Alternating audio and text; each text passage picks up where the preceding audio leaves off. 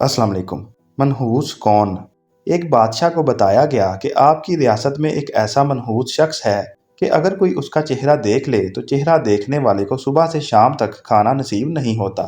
बादशाह को ये बात अजीब लगी। उसने सोचा इस बात का खुद मुशाहिदा करना चाहिए। चुनांचा एक दिन बादशाह ने उससे मुलाकात की। इत्तेफाक से उस रोज़ सुबह से शाम तक बादशाह को खाना खाने की फुर्सत न मिली। अब बादशाह को उसके मनहूस होने का पुख्ता यकीन हो गया। चुनांचा बादशाह ने उस शख्स के लिए सजाए मौत का हुक्म जारी कर दिया। फांसी के वक्त ये मंजर देखने के लिए बादशाह खुद आया और उस शख्स से मुखातिब होकर कहा, ऐ शख्स, अपनी मनहूसियत का अंदाजा कर। उस सुबह मैंने तेरा चेहरा देखा तो मुझे सारा दिन खाने को कुछ ना मिला। इस बात पर वो शख्स बोला, ऐ बादशाह, तलख सच तो ये है कि उस रोज़ चेहरा तो हम दोनों ने एक दूसरे का देखा था।